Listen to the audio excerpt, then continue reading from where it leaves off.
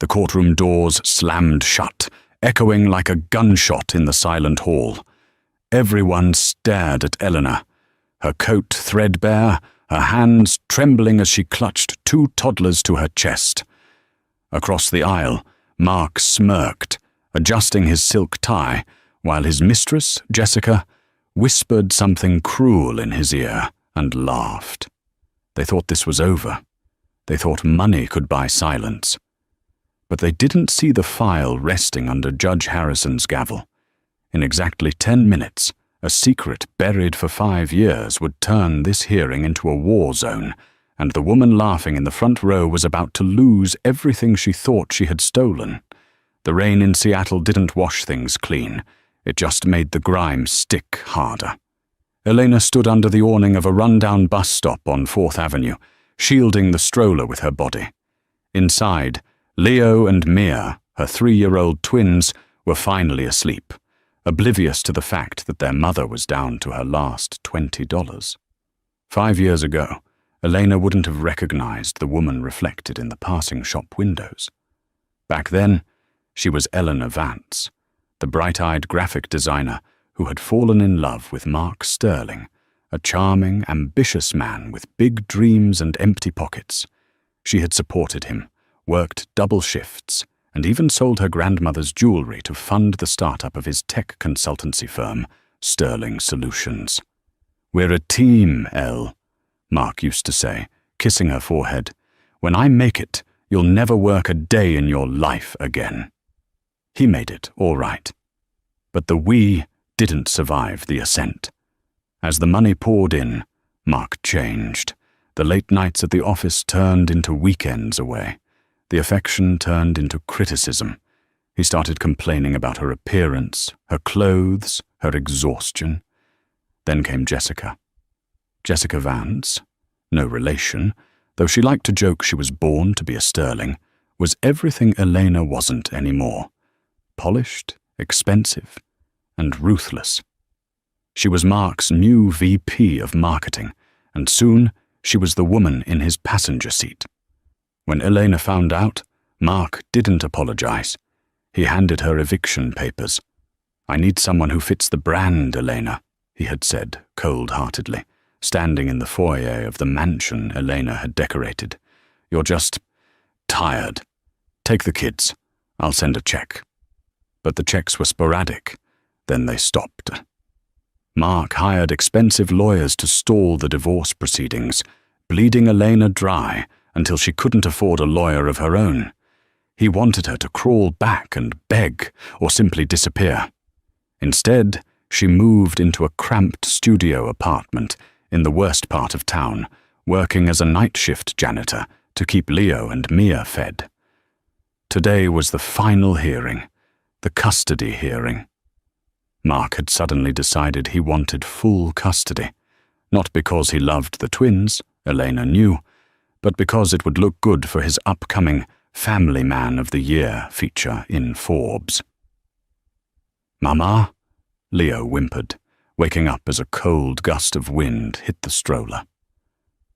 "It's okay, baby," Elena whispered, her voice cracking. "We're going to see the judge today. We're going to fix this." She checked her watch. It was cheap plastic, a replacement for the Cartier Mark had taken back for safekeeping. 8:30 a.m. Court started at 9 p.m. She pushed the stroller into the rain, her shoes soaking through instantly. She had no umbrella, no car, and no lawyer. All she had was a crumpled envelope in her pocket, a document she had found while packing up the last of her boxes months ago. She didn't fully understand what it meant, but she knew it was the only reason Mark had been calling her non-stop for the last 24 hours. He wasn't calling to check on the kids. He was calling because he was scared. The King County Superior Court was a fortress of marble and mahogany, designed to make small people feel smaller. Elena felt microscopic as she navigated the security checkpoint.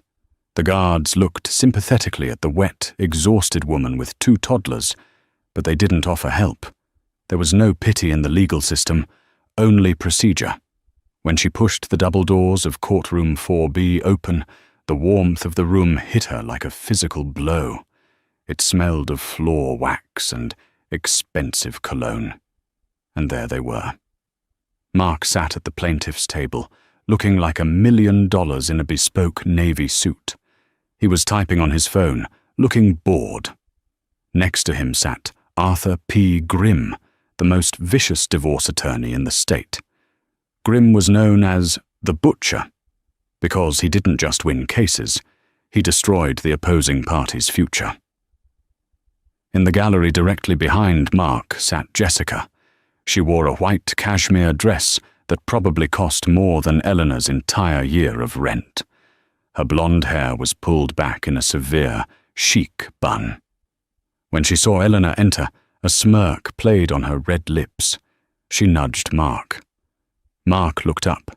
His eyes scanned Eleanor's soggy coat and the scuffed stroller. He didn't look at his children. He looked at her shoes. "You're late," Mark hissed across the aisle as Eleanor struggled to park the stroller near the defendant's bench. "Court hasn't started, Mark," Eleanor replied, her voice shaking but audible. She lifted Mia out of the stroller, then Leo. They clung to her legs, wide-eyed and silent. "You brought them?"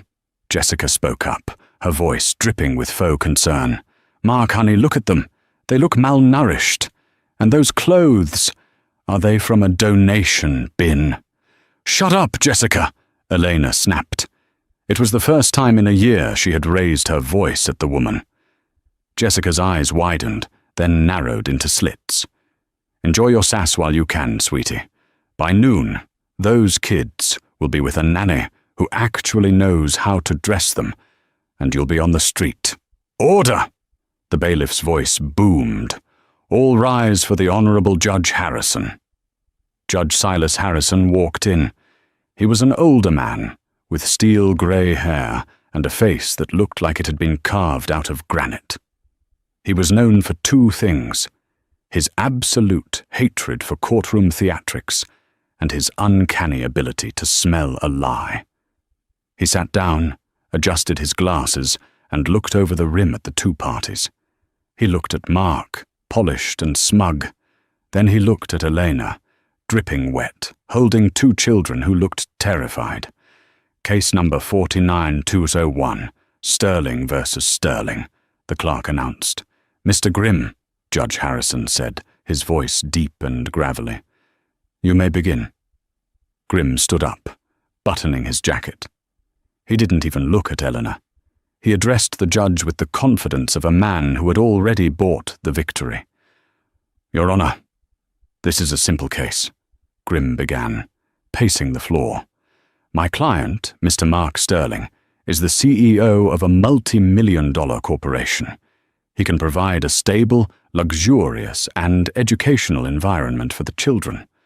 The mother, Ms. Vance," he gestured vaguely at Elena, as if she were a stain on the carpet, "is currently unemployed, homeless, living in a motel, I believe, and clearly unstable.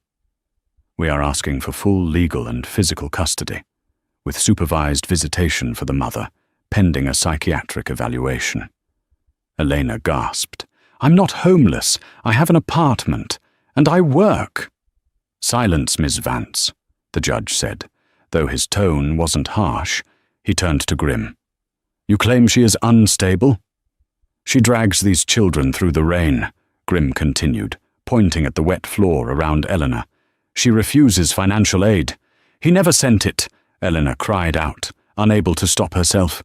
"Miss Vance, you will have your turn," Judge Harrison warned, his eyes sharp. Mark leaned back, whispering to Jessica. They chuckled. They were enjoying this. To them, this wasn't a family tragedy. It was a spectator sport. "We have bank statements," Grimm said, handing a thick stack of papers to the bailiff, showing that Mr. Sterling has attempted to transfer funds, which were rejected.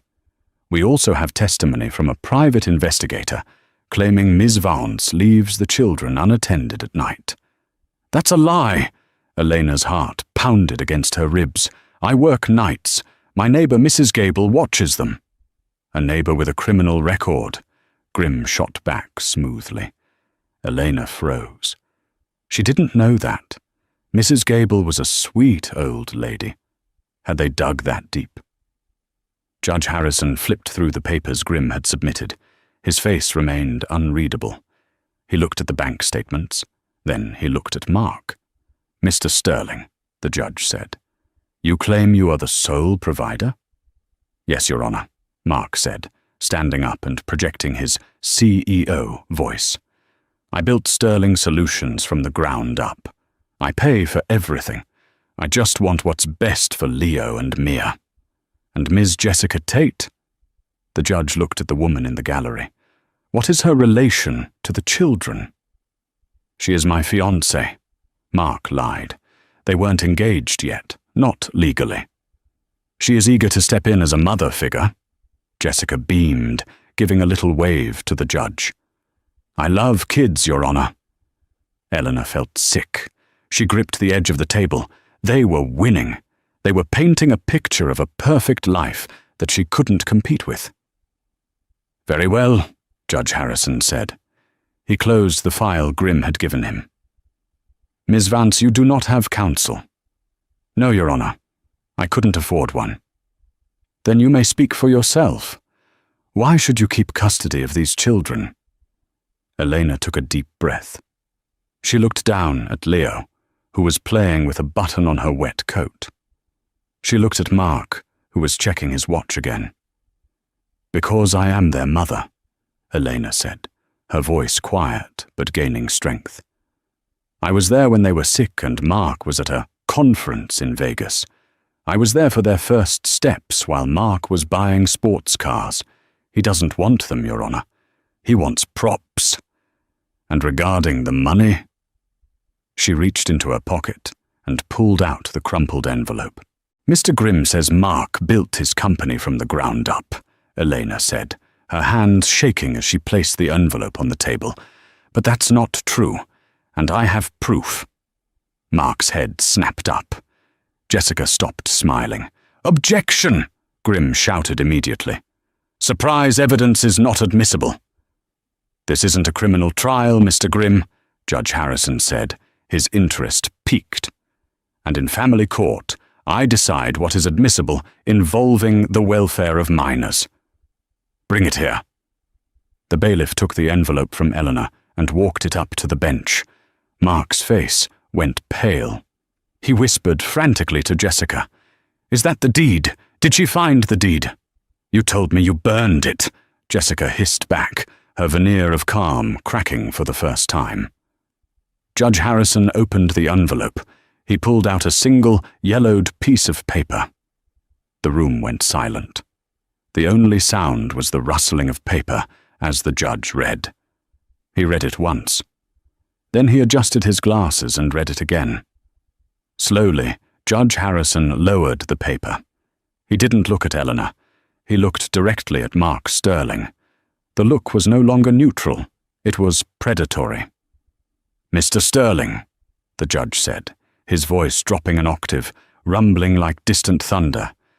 "You are under oath, correct?" "Yes, Your Honor," Mark stammered, sweat beading on his forehead. "And you stated for the record that you are the sole owner of Sterling Solutions and all its assets." Yes. Yes, I am." Judge Harrison held up the yellowed paper. "Then can you explain to this court why this document, notarized 5 years ago, lists the primary shareholder and intellectual property owner of your software as..." "Elena Vance?"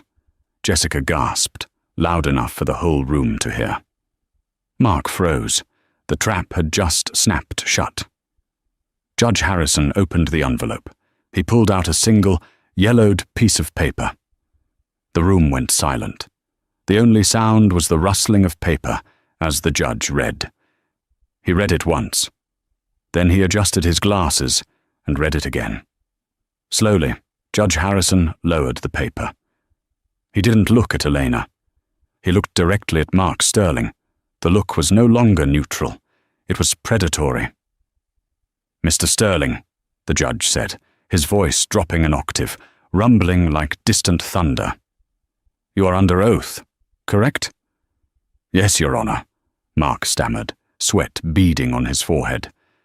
"And you stated for the record that you are the sole owner of Sterling Solutions and all its assets."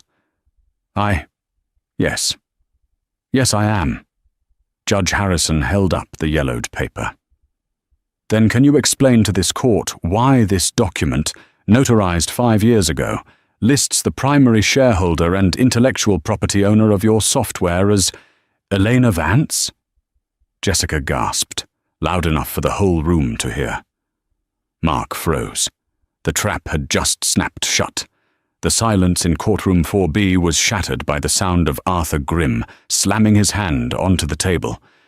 It wasn't a gesture of power anymore. It was the desperate reflex of a man realizing he had been walked off a cliff by his own client. "Let me see that," Grimm barked, forgetting all protocol. The bailiff, upon a nod from Judge Harrison, handed the yellow document to the high-priced attorney. Grimm scanned it, his eyes darting back and forth behind his rimless glasses. His face, usually a mask of arrogance, drained of color. He looked at the signature at the bottom. It was Mark's, indisputable. Notarized by a clerk in downtown Seattle 5 years ago. This is an operating agreement," Grimm whispered, his voice hoarse. He turned to Mark, his whisper turning into a hiss. "You told me you were the sole proprietor. You told me she was just a housewife." "I am the sole proprietor," Mark shouted, standing up. "That piece of paper is ancient history. It was a formality to get her grandmother's money. It doesn't mean anything." "Sit down, Mr. Sterling," Judge Harrison roared. The thunder in his voice made Leo start to cry. Elena immediately scooped him up, rocking him gently, but her eyes never left Mark. She saw something she had never seen before. Fear. True, unadulterated fear. "Mr. Sterling," the judge said, his voice dangerously calm. "In my court, a notarized contract regarding the founding of a company is not ancient history. It is evidence. And according to this text, specifically Clause 4, Section A, in exchange for seed capital provided by the Vance family estate, Elena Vance retains 60% majority ownership of all intellectual property and future assets of the entity known as Sterling Solutions, until such time that the initial investment is repaid tenfold." The judge lowered the paper and looked at Mark over his spectacles. "Mr. Sterling, did you repay the initial investment of $50,000 tenfold? Did you pay Ms. Vance $500,000? Mark opened his mouth, then closed it. He looked at Jessica. Jessica wasn't looking at him. She was staring at the judge, her mouth slightly open, doing the math in her head. "No," Mark croaked. "But I paid for the house. I paid for the cars. That counts." "That counts as marital assets," the judge corrected sharply, "not repayment of a business loan. Which means, legally speaking, Ms. Vance is not just your wife. She is your majority shareholder. She is your boss." A ripple of murmurs went through the few people in the back of the courtroom. "This is ridiculous." Jessica suddenly stood up, unable to contain herself. Her poise was gone. "He runs the company. She scrubs toilets. You can't possibly say she owns our future. Ms. Tate, if you speak out of turn one more time, I will have you removed," Judge Harrison warned. "And you might want to be careful. If Ms. Vance is the majority owner, then the company funds you've been enjoying, the corporate card, the leased Mercedes I see listed in the financial disclosure, might technically be considered embezzlement of her dividends." Jessica dropped back into her seat, as if she'd been shot. She looked at Mark with horror.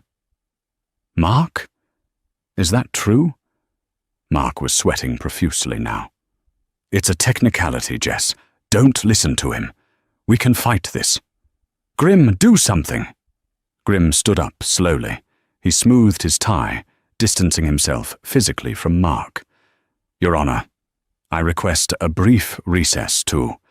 Consult with my client regarding this new evidence. It appears there has been a significant miscommunication regarding the asset disclosure." "Request denied," Judge Harrison said instantly. "We are here to determine the best interest of these children today. We were told the mother is destitute. We were told she has no means to support them. But if this document is valid, she is potentially worth millions. The question now isn't about custody, Mr. Grimm. It's about why a woman worth millions is living in a motel while her husband buys a second yacht." The judge turned his gaze to Elena. "Ms. Vance, were you aware of this document's value?" Elena swallowed hard. I knew I signed papers when my grandmother gave us the money, but Mark always handled the finances. He told me the company was in debt for years. He told me we were barely scraping by, even when we moved into the big house. He said the cars were leased by the bank. I trusted him. He told you the company was in debt?" The judge flipped open the financial binder Grimm had submitted earlier. According to Mr. Sterling's own brag sheet, submitted to this court to prove his financial superiority, Sterling Solutions posted a net profit of $4 million last year. Elena gasped. $4 million. She looked down at her worn-out sneakers. She thought about the nights she skipped dinner so the twins could have extra milk. She thought about the humiliation of begging her landlord for an extension on the rent. "He lied," Elena whispered, tears welling up. "He lied about everything." "It appears so," Judge Harrison said. He looked at the court stenographer. "Let the record show that the financial disparity claiming the mother is unfit is hereby challenged by evidence of concealed assets. Furthermore, I am ordering an immediate forensic audit of Sterling Solutions." "Now wait a minute," Mark yelled, panic taking over completely. "You can't do that. That's my company. You can't just open my books because of a piece of paper she pulled out of the trash." "I can and I will," Judge Harrison replied coolly. "In fact, given the severity of this concealment, I am freezing all marital assets effective immediately, including the corporate accounts." The color drained from Jessica's face completely. "Freezing?" she squeaked. What about the trip to Aspen next week? What about the remodel?" Mark ignored her. He was glaring at Elena with pure hatred. "You set me up," he snarled. "You played the victim just to blindside me." "I didn't know, Mark," Elena cried out. "I just wanted my kids. You're the one who dragged us here. You're the one who wanted to show off." "And show off he did," Judge Harrison muttered. He picked up his gavel. "However, this hearing has taken a turn.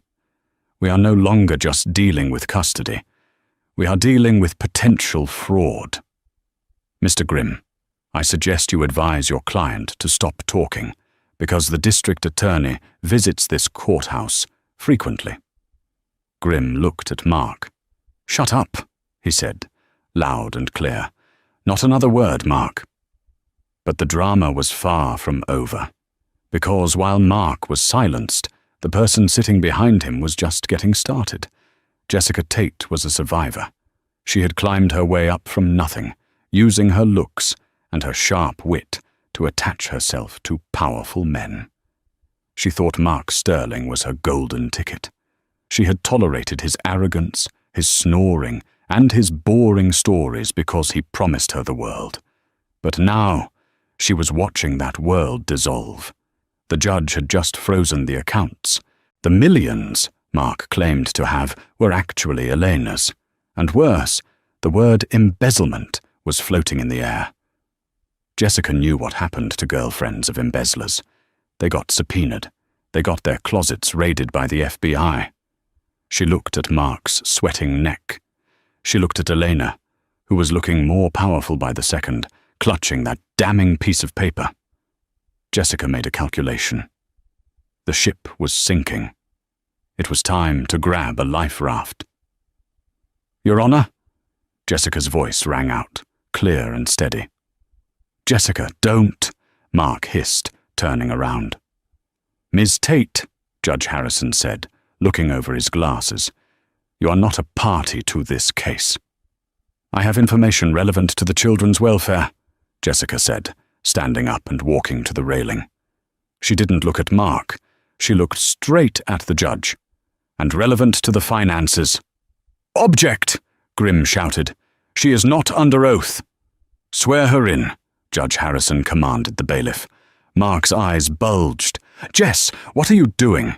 "Saving myself, Mark," she whispered coldly as she passed him. She placed her hand on the Bible, swore to tell the truth, and took the witness stand. The courtroom was dead silent. Even the twins seemed to sense the tension and watched with wide eyes. "Ms. Tate," the judge said, "what do you have to say?" "Mark has been planning to flee the country with the children," Jessica stated flatly. The room erupted. Elena screamed, covering her mouth. Mark jumped up, knocking his chair over. "You lying witch!" "Order! Order!" Judge Harrison banged the gavel so hard the wood chipped. "Marshals, restrain Mr. Sterling." Two burly officers stepped forward, forcing Mark back into his chair. He was red-faced, veins bulging in his neck. "Continue, Miss Tate," the judge said, his voice deadly serious. "He told me last night," Jessica said, smoothing her skirt. "He knew Elena might have the contract. He's been trying to find it for weeks. He said if things went wrong today, he'd take the kids to a non-extradition country. He has passports for them, hidden in a safety deposit box under my name. I didn't know what they were until this morning." "That is a lie," Mark screamed. "She's lying. She's mad about the money." "I have the key in my purse," Jessica said, producing a small silver key. "And I have the text messages." She pulled out her phone. "He texted me at 2 a.m. If the judge sides with the bitch, pack the bags. We leave for Brazil tonight. I won't let her have a dime or the kids." Elena felt the room spin. Brazil? He was going to steal them? He was going to take her babies to another continent just to spite her? "Bailiff, take that phone," Judge Harrison ordered. The bailiff took the phone and handed it to the judge. He scrolled through the messages. His face grew darker with every swipe. "Mr. Grimm," the judge said, not looking up, "your client is in very, very deep trouble." I had no knowledge of this," Grimm stammered, backing away from the table. "I withdraw. I cannot represent a client who conspires to commit international kidnapping." "You can't quit," Mark yelled. "I paid you $50,000. "With my money!" Elena shouted, standing up. The anger finally overtook the fear. "You paid him with my money to steal my children." Mark turned on her, his eyes wild. "They aren't your children. You're nothing. You're a loser, Elena. You were nothing before me, and you'll be nothing after me." "Mr. Sterling, that is enough." Judge Harrison stood up. "Mark Sterling, I am holding you in contempt of court. Officers, take him into custody immediately." "What?" Mark blinked. You can't arrest me. I'm a CEO." "You are a flight risk," the judge declared, "and based on the testimony and evidence of intent to kidnap, I am setting bail at $5 million, which, considering your assets are frozen, might be difficult to post." The officers grabbed Mark's arms. He struggled, thrashing around. "Jessica, tell them you lied! Jessica!" Jessica watched him from the stand, her face impassive. "I don't lie to judges, Mark. Not for a broke man." As they dragged Mark out of the courtroom, he locked eyes with Eleanor. "This isn't over, you hear me? I'll destroy you." The heavy doors slammed shut behind him, cutting off his screams. The silence that followed was heavy. Elena was trembling, holding the twins so tight her knuckles were white. Judge Harrison sat back down. He took a long breath and looked at Elena. His expression softened for the first time. "Miss Vance," he said gently, It appears the immediate danger has been removed. Is he really gone? Eleanor asked, her voice barely a whisper. For now, the judge said. But we have a lot of work to do. First, regarding the children. I am granting you full sole legal and physical custody. Mr. Sterling's visitation rights are suspended indefinitely pending a criminal investigation. Elena let out a sob of relief, burying her face in Leo's hair. Thank you. Secondly, the judge continued, turning to the court clerk. Regarding the assets, I am appointing a special master to oversee Sterling Solutions. Ms. Vance, as the majority shareholder, you have the right to access corporate funds for immediate living expenses. I will sign an order authorizing an immediate transfer of, let's say, $50,000 to your personal account today, to cover housing and legal fees. $50,000. It was more money than Elena had seen in 5 years. However, the judge said, turning his gaze to Jessica, who was trying to sneak off the witness stand.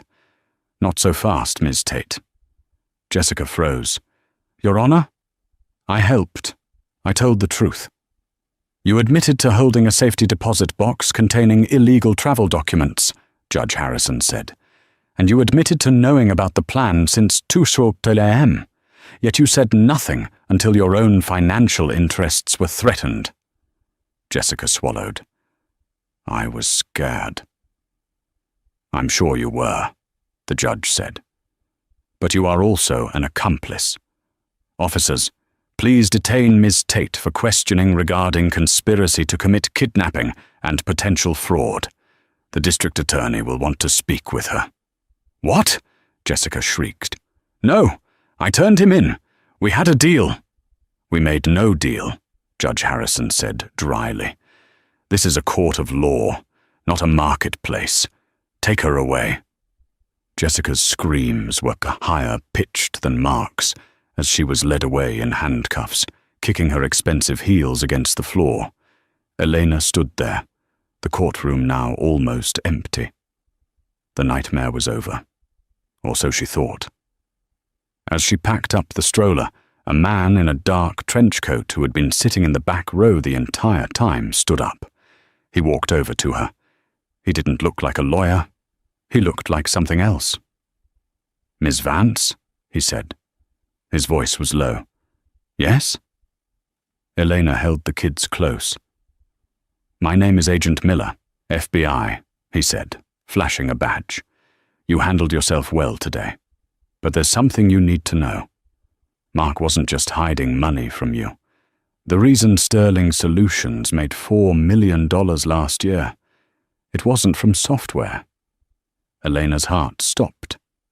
What do you mean? We've been watching your husband for 6 months, the agent said. He's been laundering money for the cartel, and since you're the legal owner of the company, we need to talk. The interrogation room at the Seattle FBI field office was nothing like the courtroom. It was smaller, colder, and smelled of stale coffee and fear. Elena sat at a metal table, a paper cup of water in front of her. The twins were in the next room, being watched by a child psychologist, blissfully unaware that their mother was technically the CEO of a money laundering operation. Agent Miller paced the room. He was a man who looked like he hadn't slept in a week. He slapped a thick file onto the table. Ms. Vance, Miller started, his voice tired. I'm going to be straight with you. On paper, you are Sterling Solutions. That means on paper you are responsible for laundering approximately $50 million for the Sinaloa cartel over the last 3 years. Elena felt the blood drain from her face. I told you I didn't know. I was scrubbing floors. I was begging for grocery money. We know, Miller said, softening slightly. We've seen your bank accounts. You're clean. But the law is tricky. Since you are the majority shareholder, unless you cooperate fully, the district attorney could charge you with willful negligence or conspiracy. Mark is going down, that's a guarantee. But he's trying to cut a deal. A deal? Elena asked, her stomach churning. He's telling us that you were the mastermind, Miller said, leaning in. He claims he was just the face, and you were the genius graphic designer who created the encryption to hide the money trails. He says that's why the company is in your name, to insulate him. Elena let out a bitter laugh. It was so absurd, yet so Mark. He would throw the mother of his children to the wolves to save himself from a prison sentence. He's lying, Elena said firmly. I haven't touched a computer for Sterling Solutions in 5 years. We believe you, Miller said, but we have a problem. We have Mark's servers. We have the data. But it's encrypted, and Mark isn't giving up the password unless we give him total immunity, which isn't happening. If we can't crack the ledger, the cartel walks, and Mark might get a lighter sentence for lack of evidence on the heavy charges. Miller opened a laptop and spun it around. This is the interface for the accounting software Mark built. Recognize it? Elena looked at the screen. It was a chaotic mess of code and graphics. But then her eyes caught something. The background texture. It wasn't random noise. It was a digital manipulation of a photo.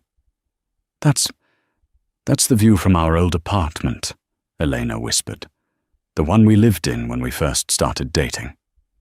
She leaned closer, the icons on the desktop. They weren't standard icons. They were stylized versions of her sketches, the sketches she used to draw on napkins when they were broke and dreaming of the future. He used my art, Elena realized, a tear sliding down her cheek. He used everything I made for him to hide his dirty money. Can you access it? Miller asked intensely. Elena studied the login prompt. It wasn't a standard password box. It was a visual puzzle. 3 images needed to be aligned. A lighthouse, a wolf, and a rose. It's not a password, Elena said, her voice trembling with a mix of rage and sorrow. It's a memory. Our first date was at the lighthouse. He gave me a rose, and we saw a stray dog we called Wolf. She reached out, her finger hovering over the trackpad. She dragged the icons into a specific triangular alignment, a shape she used to doodle on his notebook margins. Click. The screen flashed green. The chaotic code dissolved, revealing rows and rows of spreadsheets, names, dates, amounts. And next to the amounts were tracking numbers for offshore accounts. Miller's jaw dropped. You just cracked military-grade encryption in 10 seconds. It wasn't military-grade, Elena said, staring at the screen. It was sentimental. He's a narcissist, Agent Miller. He thought he was so smart that he could hide his crimes inside the memories of the wife he threw away. He thought I was too stupid to ever see this screen again. Miller immediately began typing, securing the data. This is it. This is the smoking gun. With this, we don't need Mark's testimony. We have the entire network. Does this mean I'm free? Elena asked. Miller stopped typing. He looked at her with a grave expression. It means you're not going to prison. But free is a relative term, Ms. Vance. What do you mean? Mark was stealing from the cartel, Miller said. Look at column D. The numbers don't match the deposits. He was skimming off the top. About $5 million is missing from the cartel's money. Elena felt cold. He stole from drug lords? Yes. And now that he's in custody and the assets are frozen, they're going to be looking for that money. And since the news just broke that you are the legal owner of the company, they'll come for me, Elena finished the sentence. We need to put you in witness protection, immediately, Miller said. New names, new state, you and the twins. Elena looked at the one-way mirror where her children were playing. She had just won them back. She had just gotten her life back, And now she had to run again? No, Elena said. Miller blinked. Excuse me, these are dangerous people. I am done running, Elena said, standing up. The fear was still there, but something else was overriding it. A mother's ferocity. I ran from Mark's abuse. I ran from poverty. I am not running from his mess. You said Mark stole the money. Where is it? We don't know. That's the one thing not in the ledger. I know where it is, Elena said, a memory surfacing. 6 months ago, he sent the twins a package. A frantic, weird package. It was just a raggedy old teddy bear for Mia. He said, "Keep this safe, it's vintage." I almost threw it out because it smelled like cigars. But Mia loved it. Where is the bear? Miller asked urgently. In the storage unit of my motel, Elena said. Inside that bear isn't stuffing, is it? We need to get to that motel, Miller said, grabbing his radio. Now! The motorcade of black SUVs screeched to a halt in front of the Sunset Inn, a dilapidated motel on the outskirts of Seattle. The rain had turned into a storm, thunder cracking overhead. Stay in the car, Miller ordered Eleanor. He signaled his team. 4 agents with tactical gear moved toward room 104. Eleanor watched from the back seat, clutching Leo and Mia. It's going to be okay, she whispered, though she didn't believe it. The agents kicked the door in. Elena flinched, but there was no gunfire, just shouting. Clear! Miller waved Elena over. She ran through the rain, flanked by agents. Inside the tiny, cramped room that had been her home for a year, things were overturned. The mattress was slashed. The drawers were pulled out. Someone was here, Miller said, grimly holstering his weapon. Recently. The bear, Elena gasped. She ran to the closet. It was empty. Her few boxes of clothes were ripped apart. They took it, Elena cried. They took Mia's bear. Who? Miller asked. Before she could answer, Elena's phone rang. It wasn't her number. It was a burner phone Mark had given her solely for custody calls, which she had kept in her purse. She looked at Miller. He nodded. Put it on speaker, Eleanor answered. Hello? Hello, Mrs. Sterling, a voice answered. It wasn't Mark. The voice was smooth, accented, and terrifyingly calm. Or should I say, Miss Vance? I saw the news. Congratulations on your victory in court. Who is this? Eleanor asked, her voice shaking. My name is Vargas. I am a business associate of your husband. We have been looking for a specific item. A bear. We found your room. But the bear, it was empty. Elena's eyes widened. Empty? Mark is a clever man, Vargas continued. He didn't put the diamonds in the bear. He put a tracker in the bear to see if we would find it. A decoy. Very smart. But now I am tired of games. Mark is in a cell where I cannot easily reach him yet. But you are very accessible. I don't have what you want, Elena screamed. I hate him. I turned him in. I don't care about your marital problems, Vargas sighed. Mark stole $5 million in uncut diamonds from us. He told us that if anything happened to him, his wife held the key to the real location. He sold you out, Elena. He told us you have the diamonds. Elena felt like she was going to vomit. Mark had set her up as a human shield. Even from behind bars, he was trying to get her killed. He's lying, Elena yelled. He hates me. Perhaps. But until I have my property, you and those beautiful twins are a liability. You have 24 hours to find the diamonds and bring them to Pier 59. Or the next time you see your children, it will be in a closed casket. The line went dead. Elena dropped the phone.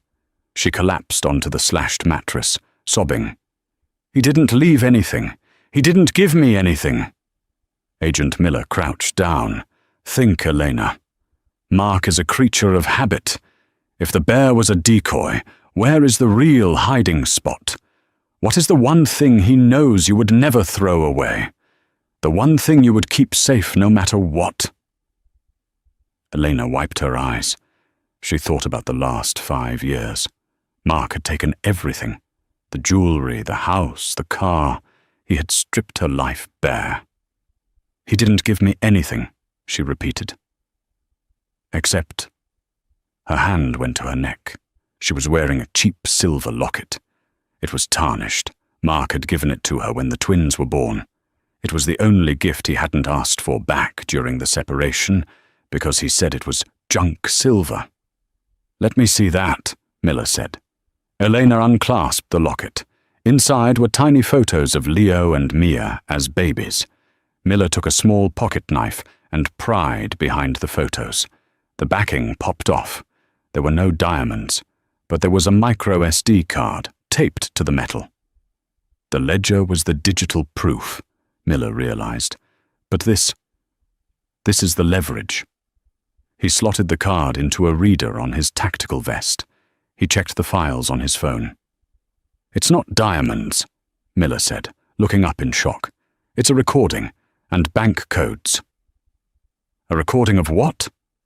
Miller pressed play. Mark's voice, drunk and bragging, filled the room. He was talking to someone else. "Yeah, Vargas thinks he runs the show, but I'm funneling the crypto through the Cayman accounts. I've got the passwords right here. If he ever tries to touch me, I drain the entire Sinaloa operational fund. 500 million. I own him." Miller stopped the recording. "Mark didn't steal 5 million. He stole the keys to 500 million. And he framed you as the holder of the key. So Vargas kills me. He gets nothing," Elena realized. "But he thinks I have diamonds." "Mark wants you dead," Miller said, his face hardening. "He told Vargas you have diamonds, so Vargas would eliminate you. If you're dead, Mark becomes the sole parent again, and the sole owner of the company. He thinks he can beat the charges, get out, and then use this card to disappear with the money." It was the ultimate evil. Mark was orchestrating a hit on his own wife from prison, using the cartel as his weapon. Elena stood up. The fear evaporated. It was replaced by a cold, hard resolve. She looked at the destroyed room. She looked at her terrified children. "Mark wants a war?" Elena said, grabbing the micro SD card from Miller's hand. "Fine, I'll give him one." "What are you doing?" Miller asked. "I'm not going to witness protection," Elena said. "I'm going to the pier. I'm going to meet Vargas." "Absolutely not," Miller said. "It's a suicide mission." "No," Elena said, her eyes blazing. "It's a business meeting. Mark thinks he's the CEO. He forgot. I own 60% of the company. That makes me the boss, and I'm about to fire him. Elena, you can't... I have the codes to their $500 million, right?" Elena held up the card. "That means I have more leverage than Mark ever did. I'm going to make Vargas a deal. He gets his money back, and in exchange, he gives me Mark." Miller stared at her. He saw the transformation complete. The battered, exhausted wife was gone. In her place was a woman who had walked through fire and decided she liked the heat. "If we do this," Miller said slowly, "we do it my way. Wires, snipers, and you don't hand over that card until Vargas admits to the conspiracy." "Deal," Elena said. She kissed the twins on their heads. "Mrs. Gable can watch them tonight. I have work to do." She walked out into the storm, the cheap silver locket swinging around her neck. She wasn't Elena, the victim, anymore. She was Elena Vance, majority shareholder, and she was about to close the biggest deal of her life. Pier 59 was a skeletal industrial wasteland, jutting out into the dark waters of Puget Sound. The storm was raging, rain lashing sideways against the rusted shipping containers. Elena stood alone under a flickering halogen light, her coat soaked through. She looked small against the towering cranes, but she stood with her feet planted wide, just like she used to when facing down Mark during his drunken rages. She checked her watch. Midnight. A black SUV rolled slowly out of the shadows, its headlights cutting through the rain. It stopped 10 yards away. 2 men in suits got out, holding umbrellas. Then a third man emerged. He was older, elegant, wearing a coat that cost more than Elena's life savings. Vargas. He walked toward her, his shoes clicking on the wet concrete. He stopped 5 feet away. He smelled of expensive tobacco and death. "Mrs. Sterling," Vargas said, his voice carrying over the wind. "You are punctual. I admire that. Do you have my diamonds?" "There are no diamonds," Elena said loud and clear. The 2 guards reached into their jackets. "Wait," Vargas raised a hand. He looked at Elena with amusement. "You came here to tell me you have nothing? That is a very brave way to commit suicide." "Mark lied to you," Elena said, not flinching. "He told you I had diamonds so you would kill me. He wanted to tie up a loose end. But Mark didn't steal 5 million in stones, Vargas. He stole the keys to your entire Cayman network. $500 million. Vargas's smile vanished. His eyes went cold. "That is impossible. Only I have the master keys." "He built a back door," Elena said. She held up the micro SD card. "It's all here. The encryptions, the routing numbers, the passwords. He was going to drain your accounts the moment he made bail. He was going to rob you blind and leave me to take the fall." Vargas stared at the tiny chip in her hand. For the first time, the cartel boss looked unsettled. "Give it to me." "No," Elena said. Vargas took a step forward. "I will take it from your corpse." "If you kill me," Elena said, her voice steady, "the transfer triggers automatically. I set a dead man's switch on the server before I came here. If I don't enter a code on my phone in..." She checked her watch. 5 minutes. The entire 500 million is donated to the DEA's seizure fund. Vargas froze. It was a bluff. It had to be. But could he risk $500 million on a guess? Mark Sterling was a computer genius. It was plausible his wife knew his tricks. "What do you want?" Vargas hissed. "I want a trade," Elena said. "I give you the card. You get your money back. But in exchange, you do something for me." "Name it." "Mark Sterling," Elena said, the name tasting like ash in her mouth. "He thinks he's safe in jail. He thinks he can buy his way out. I want you to ensure that never happens." Vargas tilted his head. "You want me to kill him?" "No," Elena said. "Death is too easy. I want him to live. I want him to live a long, miserable life. I want you to ensure no lawyer takes his case. I want you to ensure his hidden assets in the Caymans, the money he stole from you, disappear so he can't pay for a defense. I want him to rot in a cell with a public defender, knowing he has nothing. Bankrupt him. Completely." Vargas studied her for a long moment.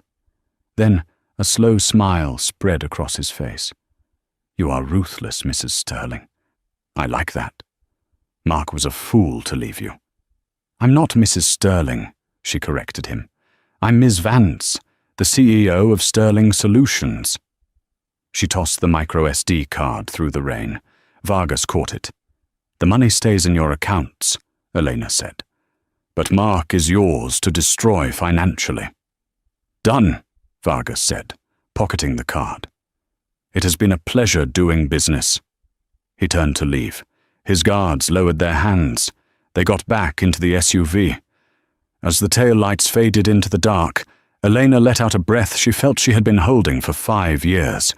She reached into her pocket and pulled out her phone. She typed a code.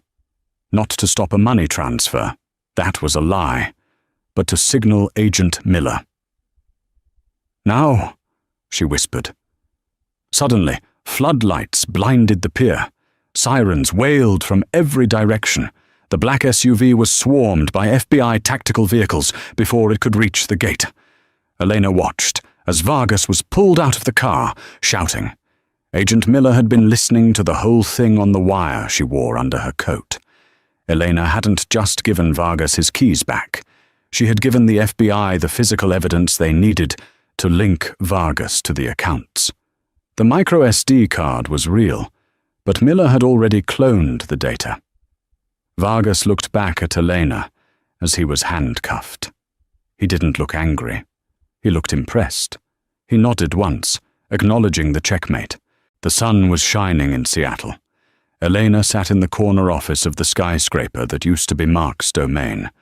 The sign on the wall no longer said Sterling Solutions. It said Vance Graphics and Design. She wasn't laundering money anymore. She had cooperated fully with the FBI, and in exchange for handing over the cartel boss and the evidence against Mark, she was granted full immunity and allowed to keep the legitimate assets of the company. It turns out, underneath the crime, Mark had actually built some decent software Elena now owned. She signed the final paper on her desk and looked up as the door opened. Jessica Tate stood there. She looked different. Her designer clothes were gone, replaced by a cheap department store suit. She looked tired. She had taken a plea deal, 2 years probation for testifying against Mark. She was free, but her reputation was destroyed. No one in the city would hire her. "Ms. Vance?" Jessica asked, her voice humble. "What do you want, Jessica?" Elena asked, not looking up from her paperwork. I heard you were hiring for a receptionist," Jessica stammered. "I need a job. No one else will take me. I have rent to pay." Elena looked at the woman who had mocked her children's clothes, the woman who had tried to steal her life. "I am hiring," Elena said coolly. "But the position is filled." "Please," Jessica begged. "I have nothing." "You have what you earned," Elena said. "Mark is serving 20 years for money laundering and conspiracy to commit murder. You helped him. I suggest you try the temp agency down the street. I hear they're looking for janitors." Jessica flinched. She turned and walked out, defeated. Elena swiveled her chair to look out the window. Down in the park below, Mrs. Gable was pushing the twins on the swings. They were laughing. They were safe. They had a home, a future, and a mother who would never let anyone hurt them again. Elena touched the silver locket around her neck. She had melted down her wedding ring and sold it to buy the twins ice cream. She picked up her phone and dialed the prison. She had one last message to deliver. "This is a prepaid call from an inmate," the automated voice said. "Hello?" Mark's voice was broken, weak. "It's me," Elena said. "Elena! Elena, please, you have to help me," Mark cried. "Grim quit. The public defender is an idiot. They seized everything. I don't even have money for commissary. Vargas's guys inside. They stare at me. I'm scared, Elle." "I know," Elena said softly. "I just wanted to tell you one thing, Mark." "What? What is it?" "I found the ancient history contract," she said. "And I found my self-respect. Don't call this number again." She hung up. Elena Vance stood up, grabbed her purse, and walked out of the office to go play with her children. She had arrived at the hearing with nothing but the truth. She left with everything that mattered. That is the story of how Elena Vance turned her darkest hour into her greatest victory. It reminds us that sometimes the people we underestimate the most are the ones holding all the cards. Mark thought money made him a king, but he forgot that a mother fighting for her children is the most dangerous force on earth. What would you have done if you were Elena? Would you have faced Vargas on that pier? Or would you have taken the witness protection? Let me know in the comments below.